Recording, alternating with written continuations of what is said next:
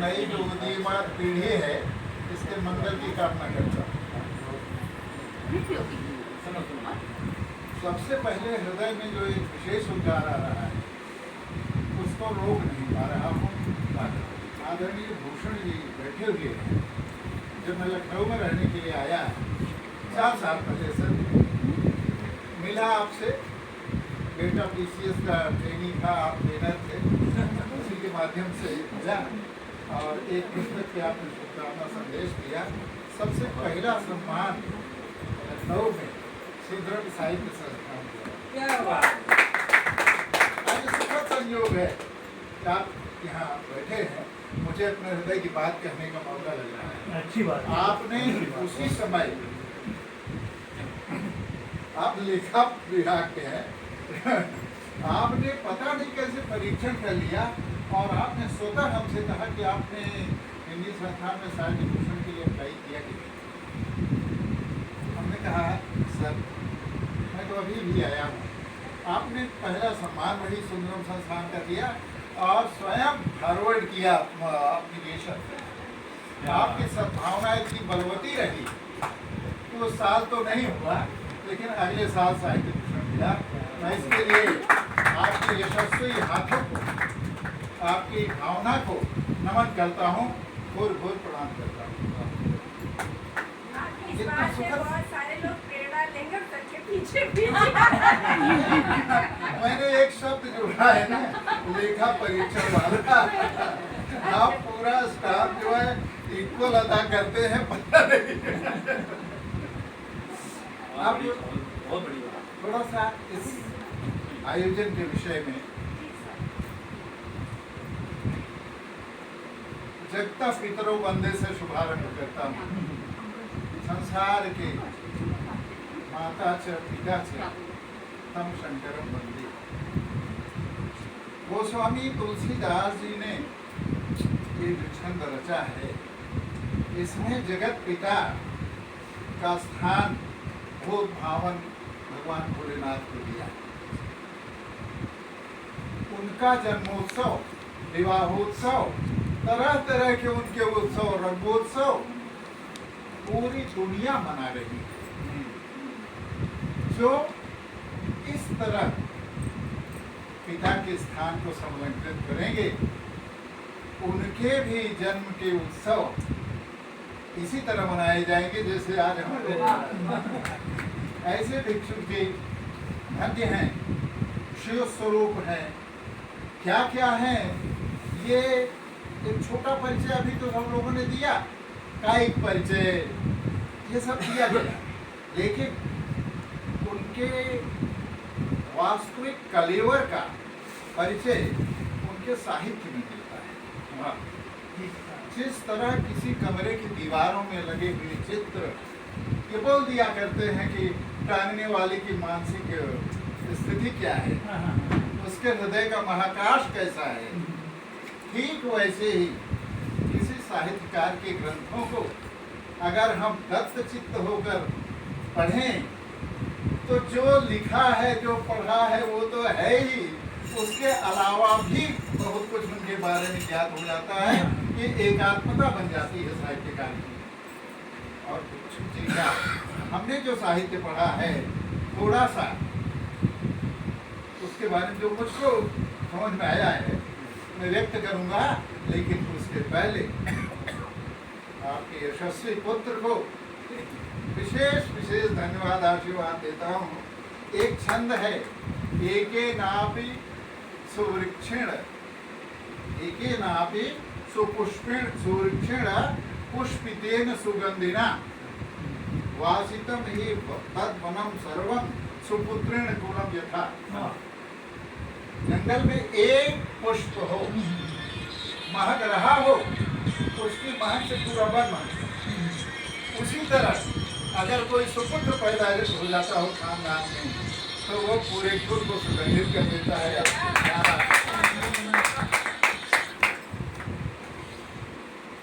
इसमें इस वर्ष में हम देखें जो नामावली आई है तो ईश्वर के नामों से ही पितामह का, पिता का उमेश प्रकाश और गणेश प्रसाद और इनके पिताजी प्रभु विष्णु प्रसाद।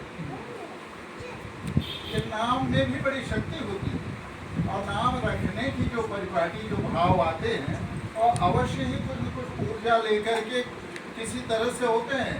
यथा नाम तथा गुण, जैसा नाम वैसा ही गुण हो जाता है और 3 पीढ़ी तक तो परंपरा चलती ही है और नहीं तो 7 पीढ़ी तक आता है। जैसा ये शास्त्रोक्त कहा है आपने, बिल्कुल पीढ़ी भी आगे खड़ी शास्त्रोक्त ही देख रहे हैं विद्या का वो लोग कहते थे यथा नाम तथा गुण, और नाम अब आज जैसे थोड़ी लगता है टिंकू मिंकू टिंकू, नाम वैसे रखे जाते थे, नाम को बहुत बड़ा प्रभाव पड़ता है। साहित्यकार के व्यक्तित्व पर जो कुछ निकलता है। ब्रह्मा की सृष्टि त्रिगुणात्मक है, लेकिन साहित्यकार की सृष्टि 9 रसों से 9 रस रुचिरा है और उससे भी अच्छी है। आचार्य मम्मट संस्कृत साहित्य सबसे बड़े साहित्य शास्त्री हुए, उन्होंने लिखा कि नियति कृतम नियम रहिताम दिग्मनीय मनंत परतंत्राम नवरस रुचिराम निर्मित मादती भारती कबीर जयति। कवि की वाणी 9 रसों से युक्त होती है, इसकी जय हो। ये किसी नियम का पालन नहीं करती, कवि अपनी सृष्टि बनाता है। वो कहाँ किसी का जो हम विभिन्नता देखते हैं तमाम साहित्यिक ग्रंथों में, ये तो केवल कवि किसी विलक्षण शक्ति का ही परिणाम है ना। वो जैसा चाहेगा वैसा बनाएगा, कोई नियम माने। कवि स्वतंत्र होता है, वो किसी नियम में आबद्ध नहीं होता है, इसीलिए उसकी सृष्टि ब्रह्मा की सृष्टि विलक्षण होती है। ब्रह्मा में ज़्यादा से ज़्यादा जैसा बना हुआ है अर्धनारीश्वर के द्वारा जो दिया गया वही न बनाएंगे, लेकिन साहित्यकार जो है वो स्वतंत्र है, पूर्ण स्वतंत्र है, अपनी सृष्टि का निर्माण करता है। मैं छोटे मोटे कोई को उदाहरण देता हूँ, ज़्यादा समय नहीं लूँगा।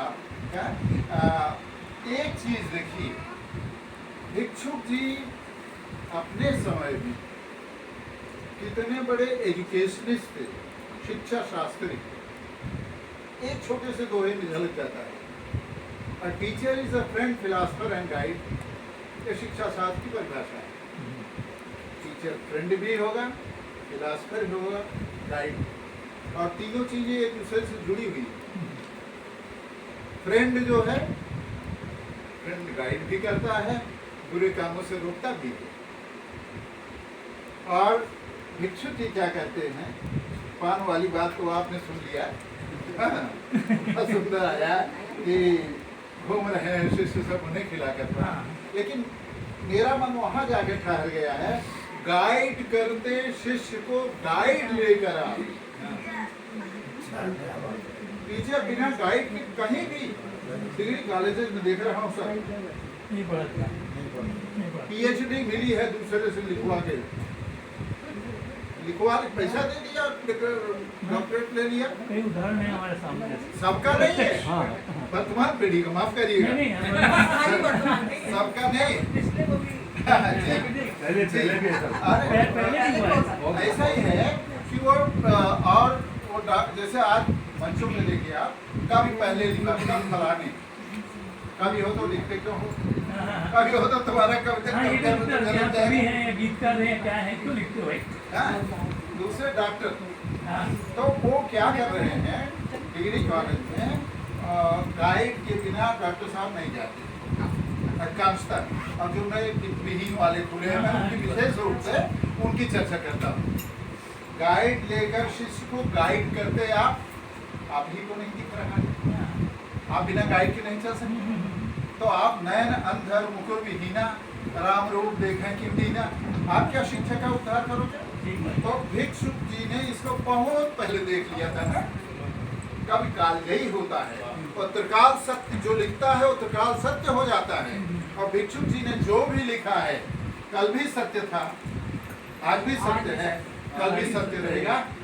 इसलिए इन्होंने लिखा गाइड करते शिष्य को गाइड लेकर आ। अचरज क्या भिक्षुक अगर छात्र नकल में माफ। वाह आज संसद में पढ़ा है नकल हो रही है। नकल क्यों नहीं होगी? नकल क्यों नहीं होगी भाई? पर्चे लीक आउट के प्रयास क्यों नहीं होंगे? शिक्षा व्यवस्था को आप ठीक कर रहे हैं क्या? डियास हर सेंटर बनाते समय पैसा लेता है कॉलेजों से, और वो पैसा मंत्रालय तक जाता है। रोक पाए क्या? इतना सब कर रहे हैं, लेकिन आपने जो मेन चीज है एजुकेशन से क्या किया? कुछ चेंज कर पाए क्या? और हर साल 2-4 नए इंटर कॉलेज खोलते हैं, नई नई मान्यताएं आती हैं, और हम सबसे बढ़ के चोर है डंका बजा के बोलते हैं, भीड़ जुट जाती है, छात्र बढ़ जाते हैं। ये आतंकवाद वाला तो हुआ। एक छंद और मुझको बहुत कठोर लगता है। भूमि अपनी, वारी अपना, कर्म श्रम संभार अपना। हम गांव से आते हैं, किसानों के दर्द देख रहे हैं, खुद भी हम किसान हैं, खेती करते हैं। भूमि अपनी, वारी अपना, कर्म श्रम संभार अपना, वपन सिंचन और रोपण का सभी का भार अपना। किंतु कैसी वंचना भिक्षुक नियंत्रण फल सुमन पर। किंतु कैसी वंचना भिक्षुक नियंत्रण फल सुमन पर। रूप रस और गंध पर भी वंच क्या अधिकार। बहुत अच्छा। अनुभूतियों की बेबाकी है, कवि का कौशल अनूठा है, रहस्यात्मक बहुत रहस्यात्मक हो गए हैं भिक्षुक अपने जीवन के कुछ पलों में। देखें एक क्षण, झलक अंबर निशापत की पड़ी जब चक्षु भिक्षुक के। झलक अंबर निशापत की पड़ी जब चक्षु भिक्षुक के। कमंडल पूर्ण करने को मगन हो मधुकरी आई। कमंडल पूर्ण करने को, कबीर का यही तो रहस्यवाद है। हाँ?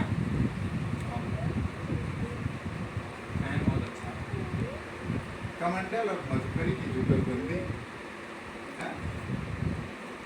वास्तव में बेमिसाल है, ऐसा नहीं है, लेकिन कम देखने को मिला है शायद। तो एक और देखिए, प्रश्न उठाते हैं, कौन जग में जान पाया सत्य क्या है? कहाँ गलत है भाई? कबीर कहते हैं कि चलती चाकी देख के दिया कबीर है रोज, और बिटवा कहता है कि चलती चाकी देख के हंसा कमाल ठठाए। बात रो रहा तो पाटन देवी बाकी वचन को कमाल ठठा के कह रहा है कि चलती चाकी देख के हंसा कमाल ठठाए, जो कीली से लग रहे ताहि काल न खाए। न्याय को भी उसने बदल दिया है। तो ये है, यहाँ पर यही तो है, कौन जग में जान पाया सत्य क्या है? खड़ी कह रही है, घड़ा भर रहा है।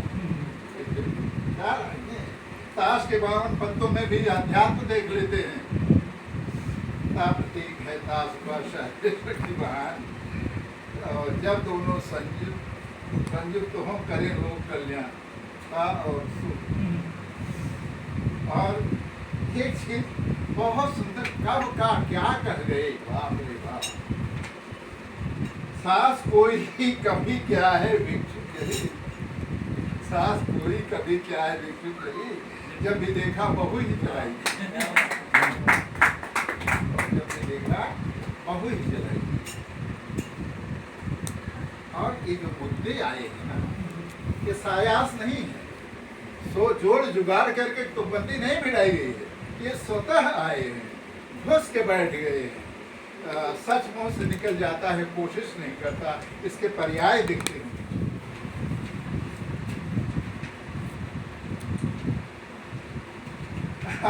आज की दशा तो हर कोई पीड़ित है, भविष्य डूबने जा रहा है। एक कथावाचक है मदन मोहन जी, इंटरनेशनल डिबेटर भी हैं, उन्होंने कहा था कि शिव की बारात में तो भूत नाचते, आज बारातों में भारत का भविष्य नाच रहा है। क्या बात, की बात है यार। और भिक्षुक जी ने लिख दिया रोमांस डांस, जिसको फैशन में आ गए, छत में सवाल पड़ता, कुत्सित समाज है, आरक्षणों के मारे बेकार घूमते। खूब चल रहा है आरक्षण, प्रश्न चिन्ह लगा है, सुप्रीम कोर्ट भी आ रही है, लेकिन आरक्षणों के मारे बेकार और उसके ऊपर तुर रहा है कि हर योग्यता के ऊपर रिश्वत करा दे। सत्य एक है। बार वो नेहरू जी ने हरियर बटालियन बनाई थी, भाग रही थी लड़ाई की चीन वाली में, तो नंदा जी ने फोन करके बताया, तो उसमें कहा ना बर्खास्त कर दीजिए इस बटालियन को, जातिवाद लेकर के कब तक जिएंगे पिएंगे हम, जातिवाद नहीं होना चाहिए, सबको समान अवसर तो चाहे जहाँ जिनका हो अपनी काबिलियत दिखाए। ये सब पढ़ लिया पहले से, और फिर भारत की नारियों में पुरुषत्व आ गया, जरा विचारणीय लाइन है, बहुत विचारणीय है, नारियों के लिए विशेष रूप से बेटियों के लिए विचारणीय है। भारत की नारियों में पुरुषत्व आ गया, ये सभ्यता का सबसे अच्छा रिवाज, सभ्यता का सबसे अच्छा रिवाज है।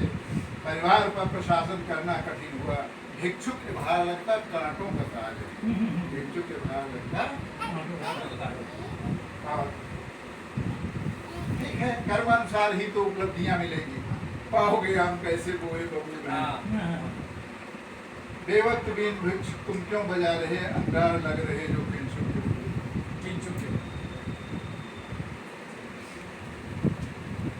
तो बातें हैं, और वो नहीं करेंगे।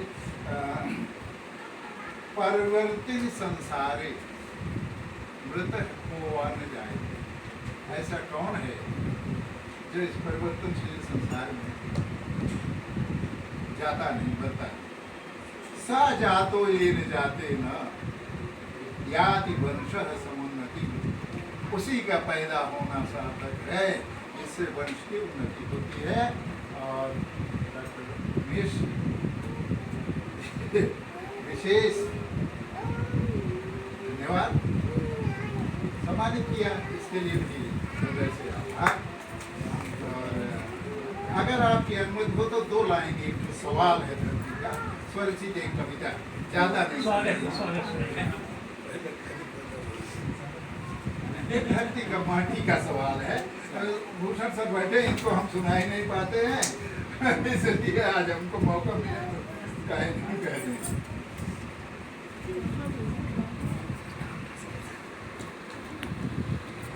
देश की माटी करे सवाल, पर्यावरण पर, देश की माटी करे सवाल, उजाड़े तुमने क्यों वन बाग, लगाई जंगल में क्यों आग, बसाया शहर उजाड़े गांव, पाट कर सरिता और तड़ाग, बताना तनिक मेरी लाल, देश की माटी की किया गंदी नदियों की धार, फेंक अपशिष्टों का अंबार, उगलती धुआं गाड़ियां नित्य, चिमनियों में डूबा संसार, पड़ा है पर्यावरण निधार, देश की माटी। खेत में किया जहर छिड़काव, खेत में किया जहर छिड़काव, जान पाए क्या हुआ प्रभाव, जान पाए क्या हुआ प्रभाव, न डाली प्रचुर वनस्पति खाद, उर्वरा शक्ति हुई बर्बाद, हुए तो कितने माला माल, देश की माटी।